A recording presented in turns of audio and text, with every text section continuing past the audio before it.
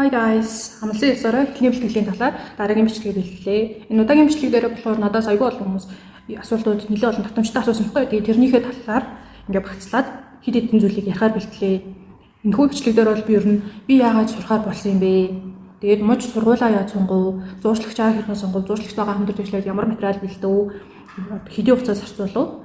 За тэгээд тэгэхээр ер нь яаж болж авсан? Эхний бэлтгэл ер нь хэнд хэрэгтэй юм, ямар давуу талтай байж болох юм, сул талтай байж болох юм гэдгийг өөрийнхөө өнцгөөс гэрийг бэлдсэн. Бас дээрэс нь хэрвээ та ингээд ирэхээр сурахаар бэлдсэн, яг бэлэн болсон байгаа юм бол ирээд юунд анхааруул хэрэгтэй юм бэ гэдгийг ярих өгсөн. За тэгээд хүмүүсийн голчлон асуужсан асуулт бол нийт зардал хөрөшдөг хэд болох вэ гэдгийг асуужсан болохоор тэрийг бас дэлгэрэнгүй яриа гэж бодлоо. За энэ удаагийн бичлэг дээрээ би нэлээ их ингээд цаас бэлдсэн тэрнийг харж ярих болохоор юунд түрүүнд үлдэлж ёо. Sorry. За та ажлаа ингээ хичээлээ ингээ сонсон гэвэл боломжтой шүү. Би ер нь аюу хэм ярих учраас юм хийгээд сонсвол зүгээр хаа. За ер нь өөрийнхөө түүхийг болохоор яаж яриул илүү ойлгомжтой байх юм бол гэж бодоод онцлогийн дараалал яриул илүү үзэгцтэй байх юм байна. Ер нь эдийн хугацаа зарцуулах юм байна гэдгийг хүмүүс ойлгож амар байх гэж бодоод онцлогийн дараалалаар нь бичээд бэлтжлээ. За онцлогийн дараалал юу байсан бэ гэх юм бол би 2024 оны 3 сарын сүүлээр шахуу гадаад хэл сурах гэдэг шийдвэр гаргасан. За тэгээд ямар хэл сурах вэ, хайшаа сурах гэдэг судалгааныхаа юмнуудыг дөнгөж ингээ 3 сарын сүүлээр эхлээд 4 сарын 8-нд зуурчлагч эмэгтэйхээ зарыг болж харсан. За ийм хотод ийм тэтгэлэг байна. 100% тэтгэлэг сургалтын төлбөр байрных нь ингээд 100% тэтгэлэг байгаа. Бүртгүүлэх хүмүүс үйл ялтай бүртгүүлээрээ зар хараад нөгөө эмэгтэйтэй холбогдоод за хэдийн хэмжээний төгрөг бэлтэн бэ? Ямар материал бүртгүүлдэг гэдэг. Ерөнхий ингээд анзаагаа авчаад цааш нь үргэлжлүүлээд 7 хоног өөр хүмүүсийн өөр хотуудын ингээд заруудыг хайж харсан. Тэгээд харьцуулаад харахад бол тухайн эмэгтэйгийн өгсөн санал хамгийн даачгүй боломжийн дээрээс нь сургууль нөхцөл надад таалагдсан. За тэгээд 4 сарын 15-нд зуурчлагч эмэгтэйгээ дахиж холбогдоод нарийн дэлгэрэнгүй мэдээлэл аваад би ер нь ингэ бүртгүүлье. Нөхцөл байдал ямар байдаг вэ? Амьдрах зардал хэд гарах вэ? За хэдийн хугацаанд би материалаа бэлдэж өгөх ёстой бэ гэдгийг асуусан. За тэгсэн чинь 4 сарын 30 гэхэд материалаа бэлдээд 4 сарын 30-нд бол ер нь эхний бэлтгэлүүдийн бүртгэл дуслаа. 30-нд материалаа бэлдээд бөглөөд бүх юм дууссан байх ёстой байдаг шүү. Маш хурцтай бэлдэх хэрэгтэй. Амжихгүй гэдээ асуусан. Би окей амжуулна. За тийм бол нэг өртөө зардал хэд байдаг вэ гэсэн ер нь миний төсөөлсөн бажетанд тохирохоор байна. За тэгээд тэгвэл одоо тэгвэл маргаашнаас хоёул хамтарч ажиллаад би материалаа хувийн зүгээс бэлдээ та хийх юм ингээд хий. Ингээд хоёулаа бүрхүүлээ ингээд хэлцэл төрч байгаа. Ингээд 4 сарын 16-нд материал бэлтгэлийн ажлын зааварчилгаагаа аваад материал бэлтгэлийн зардал гэж 800 сая төгрөгийг зуршлагчдаа шилжүүлсэн. За зуршлагч эмэгтэй маань айгуу гоё маш зэгцтэйгээр ийм материалыг ингэж хэлээд бэлтэн над руу ийм юм болно. За чи ингээд хэдийн хугацаанд хийгээд тусгаараа хоёулаа ингээд 22-нд ч юм уу ер нь бол за юм материалуудаа гартаж ингээд хоёулаа авалцаж өгөлцөё гэд хоёулаа тохиронд орчих юмаа. За тэгээд би ямар хувийн зүгээс ямар материал бэлдэх хэрэгтэй вэ гэхээр дипломын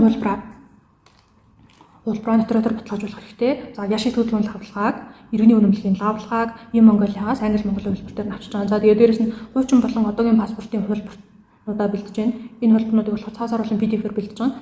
За тэгээд одоогийн паспортынхаа хуулбарыг нотариатор баталгаажуулж байгаа. За тэгээд эмчийн үйлслийн хуудас бүгэлж байгаа. За эмчийн үйлслийн хуудас маань болохоор энэ зургийн хоногт хамгийн их цагийг 2 хоног гаруйдаг авсан. Яагаад гэх юм бол тухайн үед манай орон нутгад болохоор маш өндөр ингээ ачаалттай уурхай ажилчид авч ирсэн учраас маш өндөр ачаалттай нөгөө эмчийн үйлслийн хуудас бүгэлж байсан учраас их хугацаа авсан. Эмчийн үйлслийн хуудсыг бол ер нь бол харьяа үүрэг адил асуудлууд орон нутгад бол орон нутгийн нэгдсэн нэлгээр өгүүлдэг юм билээ. За үүнээс гадна болохоор гадаад паспортын лавлагыг Монголиос авсан. Англи монгол дээр авъя гэсэн боловч англи дээр байдаг юм билээ. Тэгэхээр англи дээр орчуулсан нь англи хятад хэл рүү орчуулсан нь болохоор одоо манай зуршлагч эмэгтэй бэлдэж байгаа. За би өөрийнхөө зүгээс бичиж бэлдэх юм гэх юм бол CV буюу товч намтар резюмег өөрөө англи монгол хэл дээр бичиж бичсэн. За study plan англи дээр өөрөө бичиж байгаа. За тэгээд тодорхойлох цагт 2 багшаас авах хэрэгтэй байсан. За муусийнхаа багш нараас авъя гэхээр намайг яг нарийн тодорхойлж чадах багш хэн билээ гэж бодохоор аягүй зөвхөн байхгүй. Хичнээн олон багш нар орж ирсэн ч гэсэн ингээд 150-200 үед нь орж ирсэн багш нар намайг ер нь мэдгүй аюу эргэлттэй. Тэгээд дээрээс нь мэргэжлийн чиглэл маань ерөөсө хэлний бэлтгэлийн юмд тохирохгүй байна гэж үзээд хоёр дахь их сургуулиасаа багш нараас асуухад үзсэн. Ингээд надад тодорхойлох цагт гаргаж өгвөл гарын үз зурж хүү гэлийн хайц сүлстэйгээр багш нартай энэ богино хугацаанд надад хариу өгөх асуусан чинь манай багш нар бүр амар хөөрхөн.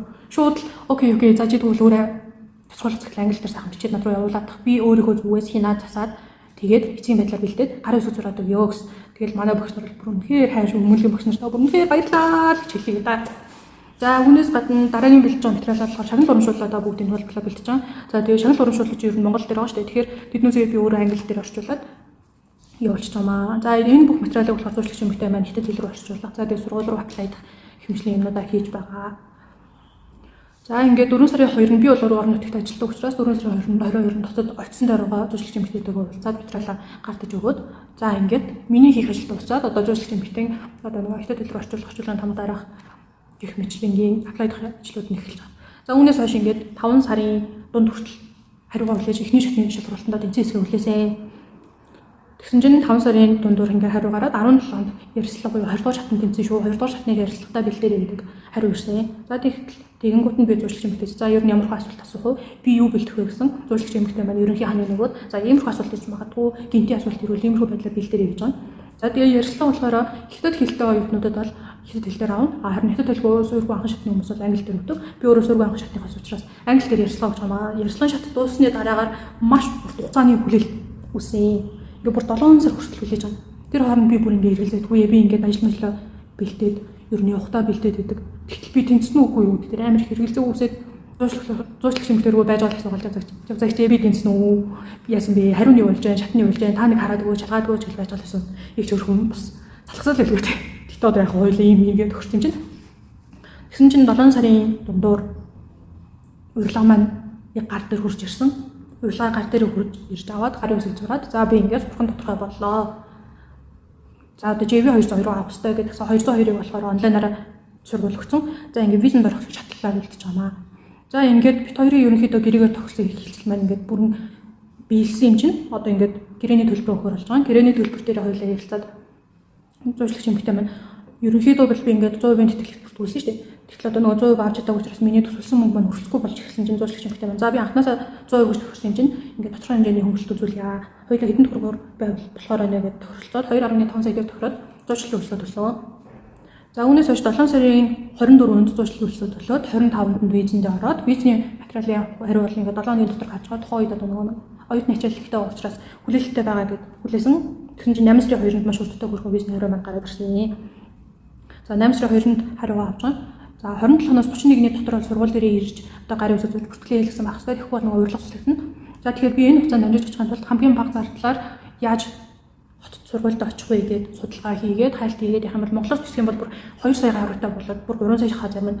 Тэгэхээр энэ бол дийлдэхгүй юм байна. Монголоос эслийг хэлж болохгүй байна гэхэд ер нь хил австай байна гэдэг шийдэл гараад 27-нд Улаанбаатараас замын өд ороод 28-нд замууд дээрээсээ газраар хилээр гараад Ирээнээс Хөх хот руу тухайн өдрийн хүнслийг хийгээд шөнө Хөх хотод очиж байгаа учраас маргаашин дамжин нислэг хийгээд 29 дуу гоёныхаа шөнө хурц орч байгаа. Тэгээд шөнө ирж учраас би мэдээж сургууль шөнө явж чадахгүй. Тэгэхээр гоёныхаа нислэгээ дээр нисэх хөдөл дээр би бодол цахалсан байсан дээр хоноод ингээд 30-ны өглөө гараад 30-нд очиж сургуультай бүртгэлээ хийлгээд сургуулийнхаа албан ёсны оюутан болж байгаа юм.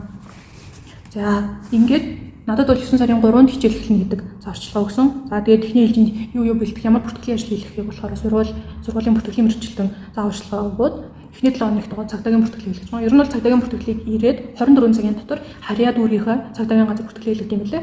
Минийх болынхаа амралтын өдөр таарсан учраас эхний 7 хоногт амжуулаад цагдаагийн бүртгэл хийлгэж байгаа. За 9 сарын 4-нд үзлэгтээ орж байгаа. Монгол нөгөө үзлэгийн хувьд бүглүүлсэн шиг ирээд бас үзлэг өгдөг.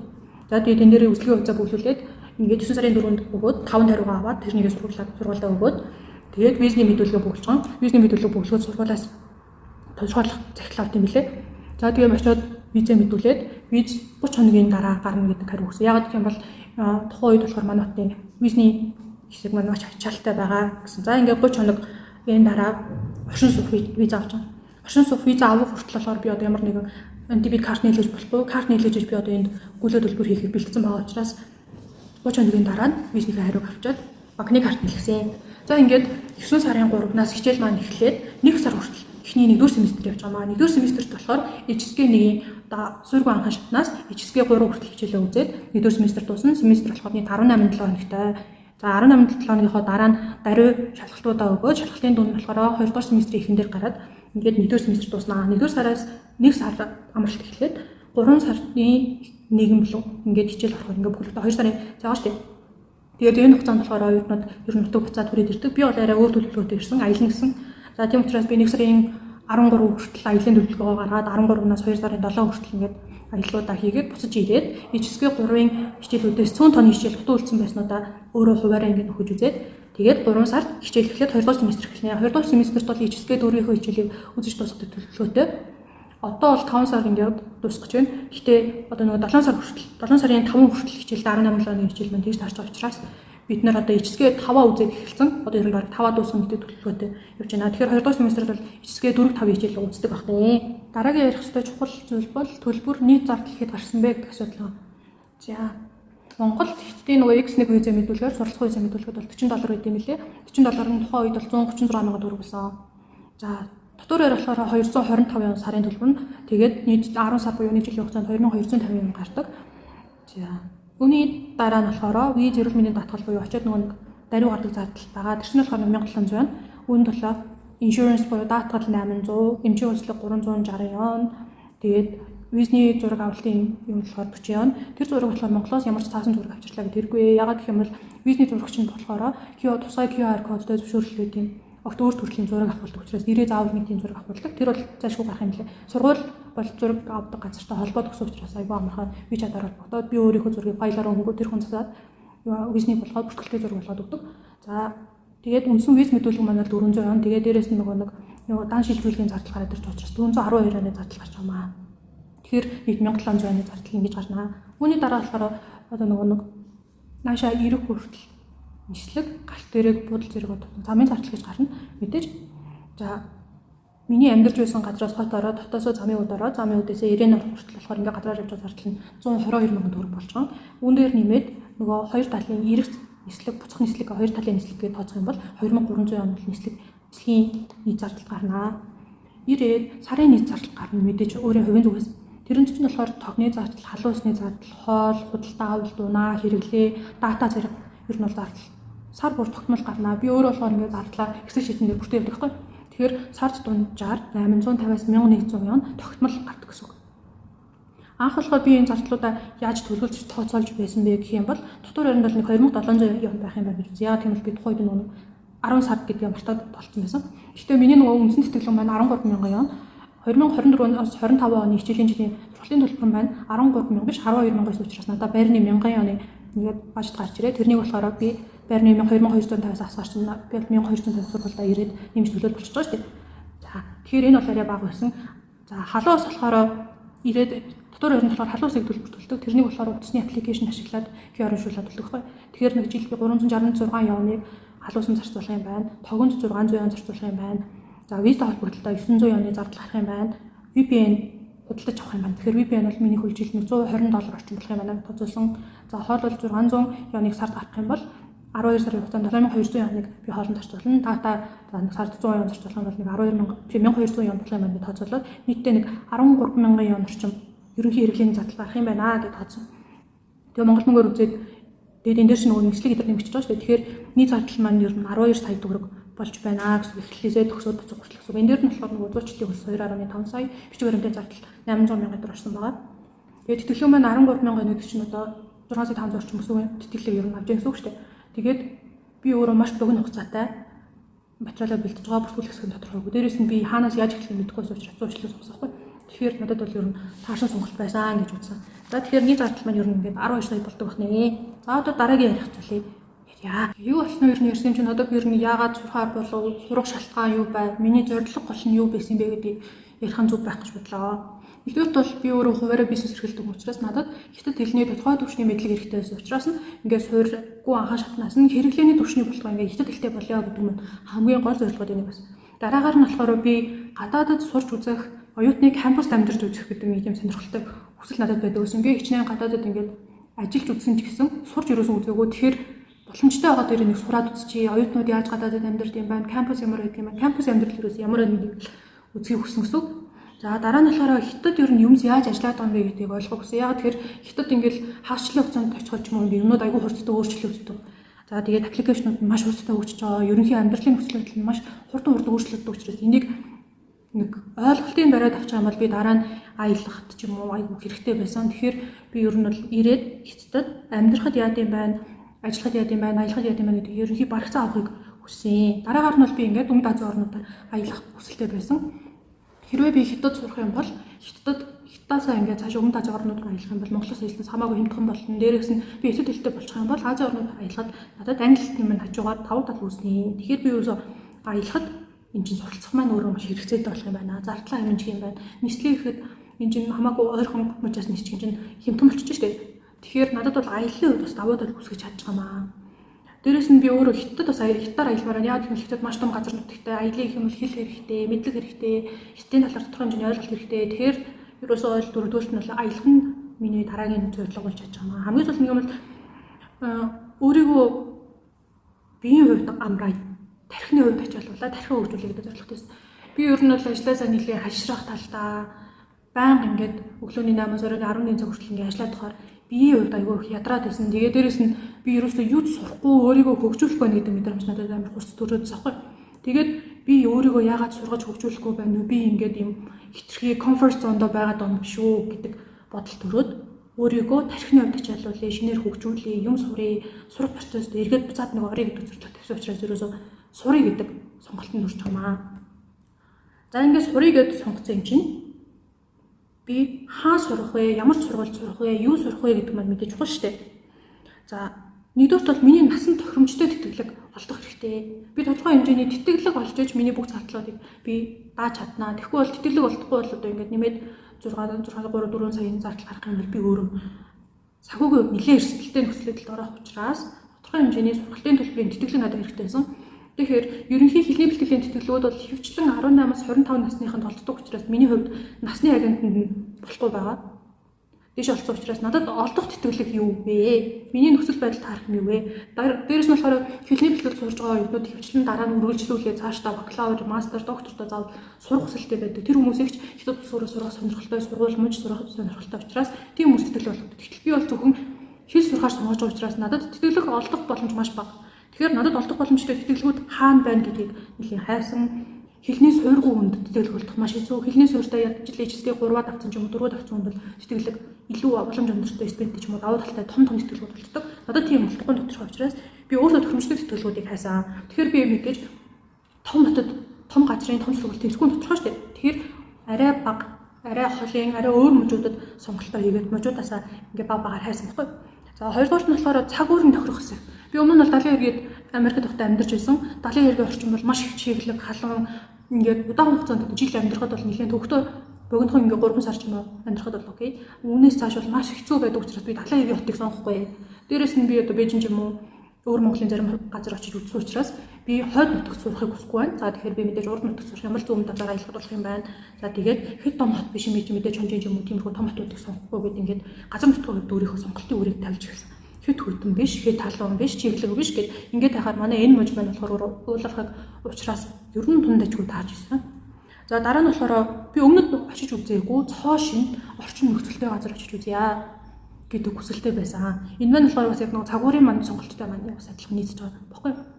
Өмнө нь огт очиж үзээгүй мужид чинь өөрөө огт очиж үзээгүй хоолтой байна, соёл иргэншилтэй байна, яст үндэстэнтэй байна. Тэгэхээр би өөрөө цоо шин ингээд туршлагыг хөрвүүлж авч чадах учраас очиж үзээгүй газар байх ёстой гэдэг шаардлагыг тавьсан. Дараа нь болохоор нэг өмнө нь дурсанчлан аялахад ойр далайн хот биш хэрнээ далайтай жоохон ойр газрыг сонгоод авчих юм бол би далайтай улс орнууд руу аялахад хэмт өртөгтэй байна. За тэгэхээр би өмнөд газарт байгаа мужуудаас далайтай ойр хэрнээ яг далайн бус хотыг сонгоно гэдэг зорилго тавьсан. Хамгийн сүүлд нь болохоор амьдрах өртгөн өндөр биш байх хэрэгтэй. Яг тийм л миний өөрийн зарцуулах бажет маань яг ингээд хэмжээтэй хэд өндөр биш учраас амьдрах өртөг боломжийн хэд үнэтэй биш. Тэгэхээр хэд өндөр хөгжилтэй биш. Дундаж тийм газрыг сонгох шаардлагатай байсан. Одоо энд манай гүйжөө мужи болохоор илүү сүүлийн үед хөгжиж эхэлсэн арай бага өртөгтэй хямдхан гэдгийг болохоор интернетээс ингээд тайлт хийх юм болоод очиж байгаа юм. Тэгтэл одоо Гуанчжууд ч юм уу сурах юм бол хоолны өртөг чинь 2 дахин өндөр, автобус унааны зардал өндөр. Хайнанд жишээ автобус би энд одоо нэг газар руу очиход ирэх буцахдаа нэг 10 янз зарцуулбал хайнанд би 20 янз зарцуулах байхгүй. Тэгэхээр би амьдрах өртөг багтаа газрыг сонгож авах зөв юм байна гэд гүйжээ мужийг судалсан, хотуудыг судалсан, хотын зардал боломжтой байсан. Миний тооцоолох санхүүгийн бажетанд таарч байгаа учраас энэ хотыг сонгосон.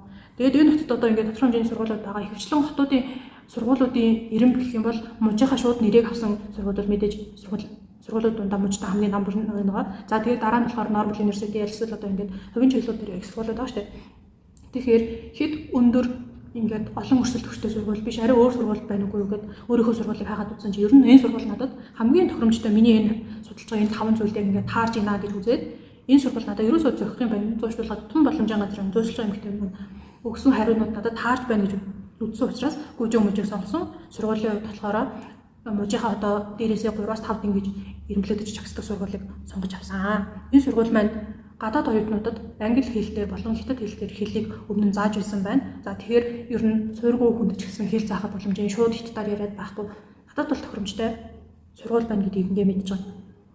За мөн сургуулаа бол ингээ зогсон байна. Дараа нь зуучлалаа би яаж зогсон юм бэ гэдэг асуудал. Зуучлалыг бол би өмнөх одоо нэг онцортой дараалал дээр хэлсэн шүү дээ. Тэрэн шиг ер нь ингээ 3 сарын сүүлээр бодоод төлөвлөгөөд хайгаад нүд тайлах хэрэгцээ, оюуны хэрэгцээ, суралцах хэрэгцээ гэдэг олон төрлийн хэрэгцээг ханган зөв юм байна. Гэхдээ би хаанаас эхлэх ерөөсөө мэдэхгүй байсан. За ингээ хайлт хийгээд үзэхэд 4 сар гэхэд бүх материал бүртгүүлээд дуусчдаг. Тэгэхээр миний хугацаа маш давчуу байгаа. За энэ давчуу хугацаанд би маш нарийн төлөвлөгөөтэйгээр би өөрөө дангаараа шууд аплайд чадахгүй гэсэн би чадахгүй байсан. Надад англи хэлний давуу тал байгаа ч гэсэн хятад хэл байхгүй учраас би өөрөө сул талтай. За тэгээд өөрөө бүртгүүлэх юм бол би тэнцэх магадлал минийх бол 50-аас доош гарах магадaltaй байна. Ерөөсөө 50-аас дээш үжиж би тэнцэн штэ.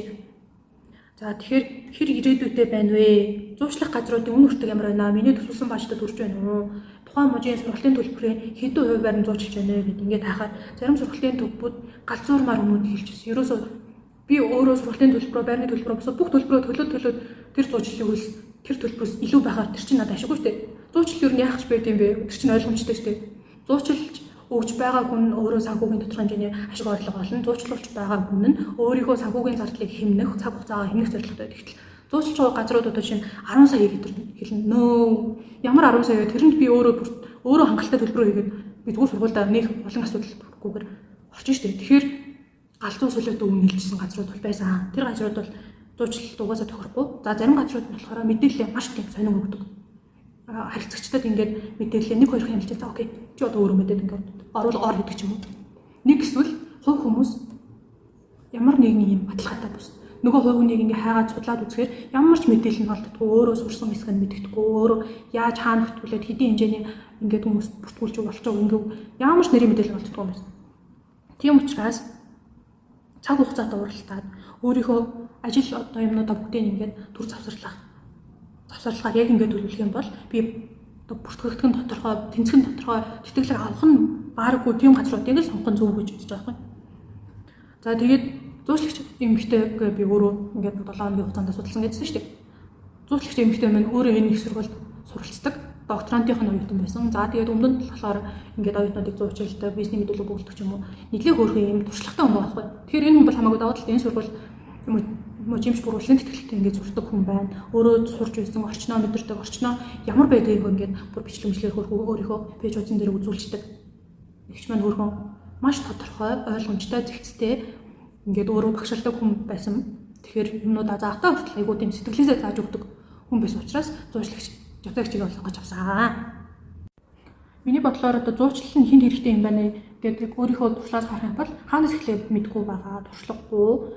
За тэгээд дээрэс нь цаг хугацаагаа хэмнэмээр он шинэ би бол цаг хугацаа маш богинохон үед ингээд сургууль сурахаа шийдсэн байгаа юм байхгүй. Тэгэхээр миний хувьд цаг хугацааг маань хэмжиж өгөн. Дээрэс нь ажлынхаа хажуугаар ингээд аплай хийх юм бол миний одоо цаг нөхцөл байдал ажил таарахгүй учраас миний ажлыг хөнгөвчлөөд өгөх, баталгаажуулж өгөх хүн хэрэгтэйсэн. Тэгэхээр хөнгөвчлөх ийм шаардлагатай байгаа, цаг хугацаа багтай, туршлагагүй хүнд бол зуучлал боломжтой юм байна. Гол нь тэр зуучлалын өртөг нь өөрөө таарж байгаа юу, хүн нь баталгаатай юу гэдэг нь гол асуудал байна. Хэлний бэлтгэл сурах нь ер нь ямар давуу талтай юм бэ? Давуу тал юу байна гэдээ харах юм бол миний бодлоор давуу тал нь аюулгүй амьдралын нөхцөл байдал байна. Яа тэгэхээр хятадын кампусууд дотроо бүх юм шийдэж учраас ийш тийшээ гарах шаардлагагүй. Кампус өөрөө харуул хамгаалалт сайтай, камертай ямар нэг юм санаа зовхгүй, маш аюулгүй. Хоёрдугаар Монголд хятад хэлээр сурснаас ямар давуу талтай байж болох юм бол хотод олон сургалтын төвүүд байна л да. Гэхдээ сургалтандаа явах очих цаг хугацаа чинь аягүй хэцүү байхгүй. Байнга төгжрэлтэй, стресстэй байна. Эргээд нөгөө нэг энд явуулъя, тэнд явуулъя гэдэг ерөнхий амьдралын стресс аягүй өндөртэй. Хятад ирээ сурахаар кампустай амьдарч байгаа юм чинь 15 минутын дотор сургууль дээр өрөөд очино. Цаг хугацаанд тэмэлттэй байна. Дээрээс нь энэ надад юу лээ, тогны юу лээ, цагны юу лээ гэдэг ингээ бүх юмдаа санаа зовоод байхгүй. Зөвхөн суралцахтаа 100% төлөрч чаддаг учраас энэ давуу талтай байна. Дээрээс нь одоо олон улсын оюутнуудтай зэрэг суралцж байгаа учраас олон газрын хүмүүсийн соёл иргэншилтэй танилцж байна. Тэр хүмүүсийн аж амьдралтай танилцаад хөрхөө ингээд олон улсын хүмүүсийг ер нь л ингээд таньж мэдж байгаа байхгүй олон хүнд амьдарч сууж байгаа гэсэн. Яг тийм мэдээж хятад орны соёл амьдралын нөхцөл байдлаа танилцж байна. Хятад амьдарч байгаа мэдээж мужийн онцлогтой хоолндоо идэн, мужийн онцлогтой дуу хөгжим сонсон, соёл урлагтай танилцсан, гадуур явлаа гэхэд хятад тийм байт юм байна гэдэг юм уу. Тиймэрхүү соёлын танилцах давуу тал байна. За сул тал байгаа. Юм давуу тал гомж мэдээ сул тал байгаа байхгүй. Цаг хугацаа алдаж магадгүй. Жилийн хугацаанд сурнаа. Жилийн хугацаанд сураад ижисгээ таваад авна. Тэгтээ дараа нь үргэлжлүүлээд сурах хүн бол 4 сар гэхэд аль үшээ хэлний ижисгээ 4 оноогоо авцсан, цаашлаад бүр 5 6 авцсан байх хэрэгтэй хүн дараа нь үргэлжлүүлээд өөр нэг газар аплай даад чинээр ингээд тэтгэлэг хаагаа сургууль хаагаад явна гэх юм бол амжихгүй. Тэгэхээр дахиад нэг жил өнжиж байж дараагийн тэтгэлэгт орно. Тэгэхээр хэрвээ цаашдаа үргэлжлүүлээд сурах хүн байгаа бол цаг хугацаа алдтыг шүү. Ер нь бол дээрээс нь өртөө зардал өндөр гэж байна. Одоо би чиний 12 саяг ингээд жилийн хугацаанд эхнээс нь дуустал ингээд зарцуулдаг гэж байна шүү дээ. Тэгэхээр бол Монголд хэлний бэлтгэлт ингээд сураад ч юм уу Монголын хэлний сургалтанд сураад явах юм бол гэрээсээ яваа очиод ингээд явах юм чинь мэдээж амьдрах өртөө зардал чинь бага байна. Тэгэхээр мөнгө санхүүгийн асуудал үүс магадгүй. Жишээ нь одоо би ажил хийдэг хүн ажлаа хаяад ингээд жил явахаар чи миний бүх орлого байхгүй болно. Орлогогүй байж би өөрөөсөө зардал гарч ирэх биш нэлээ мөнгө санхүүгийн хувьд эрсдэл үүснэ гэсэн үг. 3 дугаар орчин цаг уур хоол таарахгүй байж болно. Жишээ нь манай энд бол одоо ингээд өвлдөө хасах тгээс доошлоод ингээд хасах хараслаа баг орохгүй ч гэсэн маш хүйтэн жиндүү байна. Дээрээс манай сургуулиуд чинь сургуулийн байр, дотор байр чинь ямар ч халаалгүй байхгүй. Тэгэхээр ханаа том аягүй урт үртгээ. Дээрээс нь хоол ундаа таарахгүй жишээ нь урт мөж болохоор илүү халуунагаа ихтэй ийм эсрэглэн төрлийн хоол иддэг. Хаад Монгол хувьд ирээд хоолндоо тас гидсэн аягүй хөөддөг. Ашил өгнө. Би ашин дээр юм дөрнө. Ус уурайшин гэх мэтлэнгээ гэдэг эрүүл мэндийн эрсдэл үүсч магадгүй. Тэгэхээр сул тал бол чи цаг хугацаа алдаж магадгүй, хөрөн мөнгөний хувьд илүү эрсдэлтэй байж магадгүй, эрүүл мэндийн маш эрсдэл үүснэ. Хятадд сайн хоол идэхэд маш их мөнгө төлнө.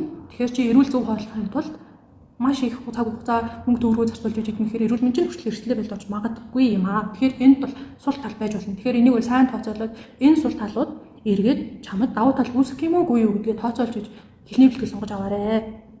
Ер нь хэлний бэлтгэл сурах бол цаашлаад хөгжлүүлээ сурах юм уу? Гадаадд сурч үзэх, амьдарч үзэх чам зорилго байна уу гэдгээ өөрөөсөө маш сайн асууж иж сонгорой гэж хэлэх байна. Тэгээд хэрвээ бакалавр мастертаа сурах гэж байгаа бол миний зүгээс л HSG 4-4-6 хоорондоо их Монголдоо сурч хаад тэтгэлэг бүртгүүлээ. Бити хэлний бэлтгэл нэрээ. Хэлний бэлтгэл ирэх бол нөгөө 1-4, 1-2, 2.5 ч юм уу юм багц тэтгэлэг болохыг бодоорой. Тэгэхгүй бол хэлний бэлтгэлийг хатаас нөгөө тэтгэлэг хаагаад явах чинь цаг хугацаа таахгүй гэсэн шүү дээ. Тэрэн шиг ингээд цаашлаад яг тэтгэлэг болох магадлал эрсдэлтэй байхгүй. Тэгэхээр болж өгвөл ингээд бүтэн багц тэтгэлэг сонгох эсвэл хэлээ ядаж эсгээ 4 хүртэл монгол дээр ингээд үзчихэд ирээд нөгөө богино хэлний тэтгэлэгт ч юм уу сурчаад явбал цаг хугацаанд чанартай мөнгөний чанартай байна. Тэгэхээр ядаж тэтгэлэг авах бол хэлтэй хүн ирээд стипендтэй тэтгэлэг хүртэл юм авдаг байхгүй. Сарын 1000 ч юм уу авах юм бол тэр чинь амьдралын зардлаа өртгөөн өгч юмсгүй шүү дээ. Тэгэхээр хэлээ төрүүлээ заавал сурсан байгаарэ гэж зөвлөнө. Тэгээд хэл сурах бол аль эрс сураа. Битгий хойшлуулаа. Аль болох ер нь ингээл 18 наснаас эхлээд гадагшаа яв. Одоо хэлний бэлтгэлийн тэтгэлэг жишээ нь 18-аас 25 насныханд стипендтэй ч юм уу стипендгүйгээр болдог. Тэгэхээр аль болох эртхэн сургууль бүртгүүлээд эрт гадагшаа явж сур. Битгий хойшлуул цагаал 25-аас хойш насны хүнд бол тэтгэлэг болох хэцүү. Надад жишээ нь бол ингээд олох нөхцөлд нь буурж байгаа учраас амьдралын нөхцөл арай жоохон таардаг ч юм уу нэг сонгож байгаа эрсдэл үүсэж байгаа байхгүй. Тэгэхээр аль болох эртхэн сур Монголд хэлний ингээд суурь нотой болчоод ир гэдэг зөвлөгөө өгнө. Тэгээд ер нь л гадаадд сурнаа. Ингээд би цаг хугацаа мөнгө эрүүл мэндээр эрсдэл үүсгэж сул тал үүсгэх магадaltaй юм чинь анхнаас нь сайн судал, хай, гэр сургуулиудын веб, WeChat бүх юм хай өөрийнхөө байж болох бүх юмар нь ингээ хайгаад хайсан дээрээ сонголтоо хийгээд амьдралаа төлөвлөөд би энэ жилийн хугацаанд ийм сурна, ингэж сурах юм бол би ийм үр дүнд хүрнэ гэд нарийн төлөвлөгөө гаргаа, мөнгө санхүүгээ тооцоол. Жил хэлний бэлтгэл сурчаад дараа нь би яаж санхүүгээ өөртөө барих юм бэ? Яаж ажиллах юм бэ? Энэ бүгдийгээ төлөвлөлөөр тооцоолсныхоо дараа сурах шийдлээ гаргаа. Зүгээр л хоосон за ямар ч сурчаад дараа нь болъё гэд битгий. Тэгэх юм бол үнэхээр цаг хугацаа чинь хайрын шүү. За тэгээд нэгэн суралцгаар тэтгэлэг хайж байгаа ч юм уу? Ирээдүйд одоо бүр ингээд том сургуульд орно гэж сонгоцсон бол CV-гээ эртхэн баяжуулж бай, олон нийтийн ажил хийж бай, хэлний чадвараа сайжруулж бай, яаж сурахын гэдгийг маш нарийн тодорхой болгоод стадид хана гаргацсан бай. Би хэлний чадвар гэдэгт болохоор мэдээж ихтэй хэлээ сурчаад ирвэл зүгээр даа шүү дээ. Үүнээс гадна ирээд англи хэл дээр харилцаа өрнө нөгөө олон улсын оюутнууд англи хэлээр харилцаа өрнөө ихний хэлж. Дээрээс нь багш нартайгаа харилцснаа. Тэгэхээр ядаж ихний ээлжийн ингээд дунд чатны англи хэлтэй бай. Англи хэл оюутнууд ирээд багштайгаа харилцаж чаддгүй учраас өөрийнхөө ингээ болохгүй байгаа юм багштаа хэлж чаддгүй. Ийм асуудал үүслээ. Энэ асуудлыг яаж хийдгүү гэж харилцаж чаддаггүй. Өөрөөнийхөө хамтрагчтай ангийнхантайгаа харилцаж чаддгүй байхгүй. Тэгэхээр англи хэлтэй бай. Англи хэлтэй байх юм бол чамд тэтгэл одоо бүр англи оноотой байх юм бол чамд олдох тэтгэлэг илүү сайжирнаа гэсэн үг. За. Тэгвэл хамгийн сүүлийнхээ ярих юм бол юу? Яг ирэхээр болцсон шийдсэн баталсан юм бол юу бэлдэх юм бэ, өөрийгөө яаж бэлдэх юм бэ гэдэг зөвлөгөө өгөөд ер нь имчилгээд бас яа. Хэрвээ миний өмнөх бичлэгийг үзэж байсан бол өмнөх бичлэг дээр би яг сурахаар ирэх гэж байгаа хүн юу авч ирэх вэ? Авч ирэх зүйлсийн талаар ингээд дэлгэрэнгүй ярьсан. Одоо бол би яг ирэхээр болсон юм бол өөрийгөө харин яаж бэлдэж ирэх юм бэ гэдгийг ингээд өөрийгөө зүгээс нэг 8 орчим зөвлөгөө бэлтлээ. Нэгдүгээрт маш гоё нээлттэй хүлээж авахаар нээлттэй зүрх сэтгэлтэй өрөөд ирээ. Жишээ нь би одоо ангид бол хамгийн цөөн хүн амтай хамгийн ядуу орноос ирсэн. Энийг би хүлээн зөвшөөрч дурч ирэх хэрэгтэй. Ямар нэгэн хит үнсрүү үзэл гаргаал манай Монгол л ахын бид нар агуу ийсэн. Одоо л жоохон гэж минь тэгээд өх хэрэггүй. Олон хүнээс зэрэг суралцсанаа. Гадаад багш нараас суурнаа. Тэгэхээр бүх орны соёл иргэншил нь юм байна, соёлны юм байна, шашнаны юм байна. Энэ хүмүүс ингэж амьдардаг юм байна гэдгийг хүлээн зөвшөөрөөд нэг нэгнээсээ суралцахад бэлэн хүрээд. Тэгэх юм бол чи ангийнхнаасаа суралцсан, багшаасаа суралцсан, гадуур чамайг дод үзэх хүмүүс таарлаа гэж тэрэн дээр хит хэмжээлээд байхгүй. Бид нар ингээд муу ядуу байж болно. Гэхдээ бид нар суралцах орон зай байгаа. Бид нар хөгжиж чаднаа. Та нараас суралцъя гэд хүрээд ингээ гоё нээлттэй сэтгэлтэй хүрээд ирэх юм бол чи сурах процесстой ажиглалтайгаар суралцах чаднаа гэсэн. Хоёрдугаарт нь ер нь бол хамгийн гол нь чи зорилгоо бат нот болгоод зорилгоо байнгын санаж байхаар ирээ. Зорилгоо тодорхой хэрэг нь ямар үе шатаар хүрэх юм бэ? Би яагаад суралцж байгаа бэ гэдэг үндслээ тодорхойлоод зорилго чинь ингээ бүр ил дод ингээ цаасан дээр зурсан юм шиг байх хэрэгтэй. Зорилгоо бат санаж ирээ. Зорилго тодорхой хүн бол сурах хугацаагаа ингээд хүрээд байдаггүй айгүй сайн сурдаг байхгүй. Тэгэхээр ерөөсөө ингээд миний зорилго ийм би идэт хугацаанд ийм шатанд хүрнэ. Үүний дараа би ингээд суралцсан гэсэн ийм ажил хийн гэдэг юм бүх тодорхойлоод ирээ. Тэгэхгүйгээр ингээд оюутнууд одоо манай ингээд зарим оюутнууд чинь хичээлээ таслаад таалт нэгсэн хичээлээр хурж ирээд унд нь нуцаа тоглоно. Хичээлээр магазраад ер нь юм сурахгүй бас сонирхолтой байна. Яагаад юм гэхээр тэр хүмүүс ямар зорилгогүй зүгээр нэг юм сансын мөрөөдөл тэгээд би амар хэтгэлтэй болно гэдэг юм тийм утгагүй юм бодоод ирээд ирсэн байхгүй. Энд ирээд унтах Монголдо унтах ямар ч ялгаагүй. Энд 10 хэдэн сая төгрөгийн зардал гараад хайр нэг жил нэг насаа өрөн байж ирчээд сурахгүй байна гэдэг бол утгагүй хэрэг. Яагаад сурахаа мэдгүй байна гэдэг бол бүр утгагүй хэрэг. Тэгэхээр зорилго чинь тодорхой байх юм бол чамайг ингээд цааш нь чиглүүлээд явна. Би жишээ нь одоо аюу олон удаа мэдсэх байсан гэсэн үг байхгүй. Яа энэ амар хөтөн байна. Би ерөө сурахаа байли. Амар хэцүү юм. Би ядраад байна. Би болиё гэдэг. Үнэхээр ерөөсөө л миний нүдэнд ингээд миний зорилго харагдаад би ингэж ирсэн. Би ийм их хэмжээний нэг алдаад золиослоод ирчээд идэх юм. Ийм хэмжиж шалтгаан гэдэг. Нуглах гайд юм уу гэж бодохын тулд амар гоё ирчвчтэй болол хичээлээстэй даруй ивэл номын санд дугаар хэлж авдаг байхгүй. Тэгэхээр зорилго тодорхой болгоод байнгын санаж бай. Дараа нь хэд өндөр хүлээлттэй битгий.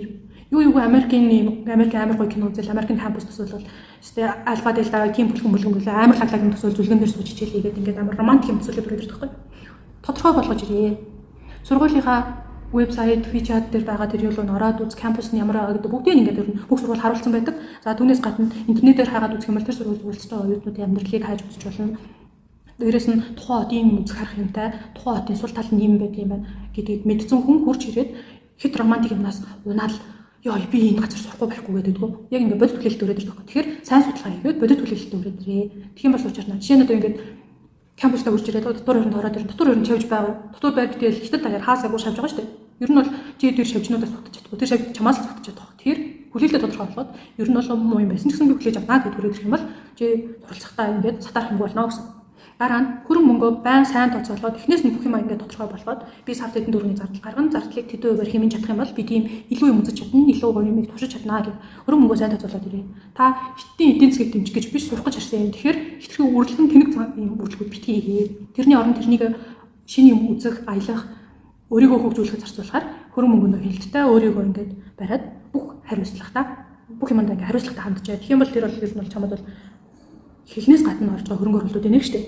За үүнээс гадна нэг чухал санах хэрэгтэй юм гэх юм бол одоо ингээд манай 30-аас 20 одоо оюутнууд байлаа гэж үзлээ. Тэгэхээр ингээд нэг 10 дуулаас ирсэн хүмүүс аа.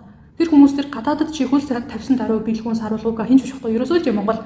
Тэгэхээр Монгол нэр нүрээ бодож бай. Монгол хүн сурч чаддаг, хичээж чаддаг, өөрийгөө хөгжүүлдэг, идэвхтэй, нийгэм идэвхтэй юм байдаг гэдгийг анги хамт олондоо харуулж, багш нартаа харуулж, тэгэх юм бол чи дараагийн нэг Монгол оюутны замыг тавьж өгч байна гэсэн үг.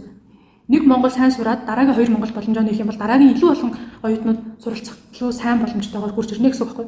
Жишээ нь одоо манай өмнөх жилийн хэлний бэлтгэл сурчсан оюутан одоо бакалаврт сурч байгаа. Тэгэхээр одоо манай техникийн эрхлэгч болохоор энэ оюутан бас амар сайн сурдаг байсан. Монгол оюутан сурч чаддаг гэдгийг харуулсан гэж хэлдэг байхгүй. Тэгэхээр тэр оюутан манай өнөөдөр одоо ингээ манай ангид хам сурч байгаа 6 Монгол оюутанд зам нээж өгөхөд тус хүрсэн байна гэсэн үг шүү дээ. Тэгэхээр би бэлгүүн гэхээс илүү би монгол хүн шүү. Би ядуу орноос ирсэн байна уу, хаанаас ирсэн байна хамаагүй би сурч чаддаг, манайх сурч чаддаг хичээнгүй. Тэгээд олон тийм сайн давуу талтай гэдгийг харуулж байхыг хичээ. Цэвэрхэн бай, цэвэрч бай, юм бай, суралцдаг бай. За 6-д бол хэлээ бэлдээ. Сургуулиас хамаарат одоо сургалтч нь болохоор эхний бэлтгэгч нь болохоор хятад юм уу англи хэл дээр орно альсвал аль дээр нь ч орж иж магадгүй. Тэгэхээр хэрвээ сургууль анхаа шатнаас надад начиг сурч байвал ядаж нэг сарын хугацаанд Duolingo дээр үнэгүй байгаа мэг л сураад ядаж. Тэгэх юм бол сонсоод энэ хоол гэдэг нь нэг юм байгаад шүү дээ. Нэр энэ үгүй чи пинин нэ шүү дээ гэдэг ч юм уу. Ийм илүү наалтцтай болсон гэдэг. Тэгэхээр ядаж нэг Duolingo үзчих хэлсэн нэг юм онлайн Facebook групп дээр одоо онлайнаар заадаг багш нар байдаг шүү дээ. Тэднүүсээ судалж байгаа гайгүй багшийн хичээлийн ядаж нэг ихний хичээлийн үзээд зурлах чинь нэг юм нэртэй зурлагын баруун булгаас зүүн булан руу зурна гэдэг мэддэг хүрээд ирчих юм бол чи цаашлаад илүү хурцтай сурч чадна, хурцтай өгч чадна гэсэн. Үүнээс гадна чи ядаж нэг юм хэрэглээний төвчний англи хэл хүрээд ирэх хэрэгтэй. Англи хэл хичээлүүд одоо манай хичээлүүд зарим нь ордог. Тэгэхээр англи хэлгүй оюутнууд энэ дээр амар сул талтай байдаг байхгүй. Багштайгаа харилцаж чаддаггүй нөгөө үг чинь англи дээр юм гэдэг ч юм уу ингээд шууд харьцаж чадахгүй учраас өөрийгөө хөгжиж байгаа хэсгээ харуулж чадахгүй байхгүй. Тэгэхээр хэрэглээний төвчний англи төрөөд ирэхээр хичээлээ сайн үзэж чадна. Дээрээс нь одоо зөвлөх багштайгаа холбогдоод миний амьдрал нөхцөл дээр ийм асуудал үүсэж байна. Надад ийм байна гэдгээ танилцуулаад асуудлаа шийдвэрлэж чаддаг байх гэсэн үг. Дээрээс нь одоо өрөөний хамтрагч ямар ч орны мөндөд орж болно. Тэгэхээр тэр хүмүүстэй харьцаад эхний ээлжин чи хятад хэлгүй тохиолдолд мэдээж англи хэлээр харьцсан шүү дээ. Тэгэхээр англи хэл хэрэгцээний төвшөнд чамд байх хэрэгтэй. Хятад хэлээ ядаж ингээд эхний ээлжийн мөн гэдгийг ойлгох болчиход заавал хурж ирээрэй гэж зөвлөнө. Тийм бол чи илүү хурцтай, илүү сайн сурч чадна. Дараагийнх нь төлөвлөгөө хуваартай бай. Нэг өсөндөө маш арчаатай байна гэсэн үг. Чи нэг сарын дотор эдийн хэмжээний одоо хөгжил дэвшил гаргана. Семестрийн 1-р семестрийн төгсгөлд би эдийн хэмжээний одоо даваа тал үзэгдсэн байна. 2-р семестрт юм тэдний хугацаанд нэг сарын дотор хэр их юм сурч чадах вэ? Би өдөрт хэдэн үг сурах уу гэдэг нарийн сайн төлөвлөлөөд хүрээд нэг юм бүр амар цагаар нь төлөвлөлөөд минутаар нь сэрж унтна гэдээ байхгүй ч гэсэн чи өсөх төлөвлөгөө гаргасан байгаа хүн бол төлөвлөгөөндөө хүрч байгаа хэсгийг хэн чаддаг байхгүй. Тэгэхээр төлөвлөгөөтэй бай. Чи ингээл шөнийн 4 цагт унтчаад өглөөний 7 цагийн хичээлээр ирэх үү хэн ч ирэхгүй шүү дээ. Ер нь бол тэгээ хүүхдүүд хичээлээ таслаад нэг хичээл таслаад хэдэн пар таслаад ирсэн оюут нөгөөдгөө нөхөхөд амар эвцээд байхгүй. Тэгэхээр цагаа төлөвлөцөөр өөрийн ажлаа төлөвлөцөөр тэгээд үр дүнгээ төлөвлөөд дүгнж сураа. Хамгийн сүүлийн бол чи эрэхтэй баян сэвэдээ ирсэн бол буцахтаа ч гэсэн бүр их баян баялаг сэвэдээ болсон байх хэвээр. Энэ суралцаж авах хугацаанд өөрийн сэвэгээ баяжуулж бай. Байнгын идэвхтэй сургуулийн үйл ажиллагаанд оролцдог бай гэсэн. Ер нь бол сургуулиас ингээд соёлын урлагийн спортын олон төрлийн тэмцээн уралдаан зохион, өдөрлөг зохион тэр болгонд оролцож идэвхтэй бай. Чамд ямар авьяас чадлаа тэр болгоноор тэр спорт өдөрлөг тэмцээн уралдаанд бүртгүүлээд оролцоод маш их алхах байвал ядаж тэрэнд нь оролцоод болохоос ивийг хөгжүүлж байгаа. Дээрээс нь соёлын өдөрлөгүүд тохиох юм бол очиод үзээд тэг үзэж байгаа зураг хөргөө аваад тэмдэглэл хөтлөөд ийм судлаа үзлээ тэдэн сарын тэдэнд инглээ гэд өргөн жижигхэн тэмдэглээд зураг хөрөг аваад баталгаа нотлоод болоод гаргаа. Дээрээс нь одоо сургуулиудын профессорууд янз бүрийн лекцийг тодорхой хэмжээнд байнга тогтмол уншиж байгаа байхгүй. Тэгэхээр тэр нөгөө нэг профессорууд байдаг ийм лекцнүүд уншиж оюутнууд чөлөөтэй хурж иж үзэж болно гэдэг юм хөтөлбөр гаргаад ирэх юм бол тэрэнд нь даруй оролцоод чамайг яаж хөгжүүлж болох юм бэ гэдгийг очиод сонсоод за миний хувьд бол хятад хэлгүй өрөөд ирсэн чинь нэг профессорын лекцийг сонсоод чадахгүй шүү дээ. Тэгэхээр англи дээр уншиж байгаа лекцийг очиод сонсч болно гэсэн. Би бол одоо жишээ нь социологийн англи хэл дээр докторант хамгаалж байгаа 4 докторант ер нь бол урдч ингээ юунд очиж сонсч таахгүй. Тэгэхээр тэгш нь болохоор ингэж сурт юм биш энэ сургуулийн энэ хүрээлэн юм байдаг юм гэх юм. Чамайг CV-г чинь баяжуулна, чамайг ч хөгжүүлнэ. Тэгэхээр энд байнгын өөрийгөө хөгжүүлж CV-гээ баян болгож чадах юм бол чи ирээдүйд бакалавр, мастер, докторт сурахад чамд тэтгэлэг олдох нөхцөлийг илүү сайжруулна. Тэр болон CV баяжуулж чинь дараа нь чамайг яаж харуулах вэ гэхээр чи ихтэй соёлыг суралцах дуртай хүн юм байна. Чи өөрийгөө баян сорьдог, хөгжүүлдэг юм байна. За дээрэс нь чи суралцахтаа нээлттэй байж чаддаг, төлөвлөгөөтэй өөрийгөө яаж хөгжүүлэхээ мэддэг хүн юм байна гэж чинь баталж өгнө гэсэн үг байхгүй. Тэгэхээр байнгын ер нь CV-гээ хөгжүүлж өөрөө нээлттэй, идэвхтэйгээр оролцдог бай. Яг хамгийн сүүлд нь ер нь дүгнээд хэлэх юм бол чи яах гэж ирсэн юм бэ гэдгээ л мэдчих хэрэгтэй. Чи энд юусоо сурах гэж ирсэн, чи зугаацгаж нэг зүйл хөрлөгөн байх гэж залхуурах гэж ирээгүй, чи сурах гэж ирсэн, сурахтаа би яагаад сурах гэж байгаа тодорхой байгаа. Тэгэхээр чи байнгын хичээл номонд анхааралтай бай. Ганц хичээлдээ суучаад талуураа хийчээ зогсдоггүй бай. Яваад номын сандаа очиод суудаг, илүү цагаар хичээдэг. Бусад орны оюутнуудад энэ зэрэгцэж илүү гарах гэж үздэг бай. Банк өөрийгөө хөгжүүл, хичээлийнхээ гадуур яаж өөрийгөө бас хөгжүүлж болж байна. Чи одоо сургуулийн кампус, үнгөө, фитнес, заал, талбай маш олон юмтай байхгүй. Тэрэн дээр чи үнгөө очиод хичээлээд өөрийн эрүүл мэндэд анхаарч чадчих гэсэн. Чи тэгэхээр цаг хугацаа хүрэлгүйгээр өөрийгөө суралцахад бүрэн зарцуу зориулаад хүрээд ирээ. Чи энд ирээд одоо би олон сул тал байгаа гэж хэлсэн шүү дээ. Тэр олон сул талыг давж байгаа юм чинь тэр сул талыг өөртөө яаж давуу тал болгож чадах бүх боломжийг хичээнгүйлэн зүтгээд суралцаад үр дүнтэй байж чадах юм бол нэг жилийн хугацаад чи үрсэн биш өөрийгөө нэг жил ахлаа сайн хөгжүүлж чадсан гэсэн үг болно шүү дээ. Тэгэхээр суралцахтаа өөрийгөө бас сайн бэлдэж ирээрээ. Өнөөдрийн бичлэг дээр ярих юм маань ингээд боллоо. Энэ хүртэл сонсон бол таны төвчээрийг бишрлээ юм. Тэгэхээр за би их урт бичлэг хэлсэн байж магадгүй. Яагаад тэгэхээр олон хүн надаас хэлний бэлтгэлийн талаар асуусан. За тэгээ дээрээс нүүн дээрээс нэмээд миний үз харсан юмнаас хүмүүс хэлээд өгчүүл хэрэгтэй байж магадгүй. Айгүй их бичиж бэлдсэн учраас бичлэг мэдээж урт болсон баха. За үүний хажуугаар би өөрөө ярианы чадвар муутай учраас олон газар их нуршсан, сул үг ашигласан байж магадгүй өндөө үйлчлэгч. За тэгээд бас үүний ард дээр нь баярлалаа хэлсэн зүгээр баха. За мэдээж уушлын минь амжилт гэж өгсөн. Загштай баярлаа. Хоёрдугаар recommendation letter-ыг маань гаргахад тусалсан сургуультай үнэхээр их баярлалаа. Хүмүүнлэгийн сургууль маань эргэх холбоотой багш нар маань эргээд ингээд оюутнуудад тусалдагт үнэхээр их баярлалаа. Тэгээд хамгийн том баярлал бол мэдээж ээжтэй баярлалаа. Ингээд эргээд энд хүрээд жилийн хугацааг зарцуулаад ажилдаа санаа зовхгүй, яг арталтаа санаа зовхгүй байлгаж чадсан ээжтэй бас үнэхээр их баярлалаа. Тийм. Асуух юм бол доор бичээд коммент хэсэгт бичээд үлдээж байна.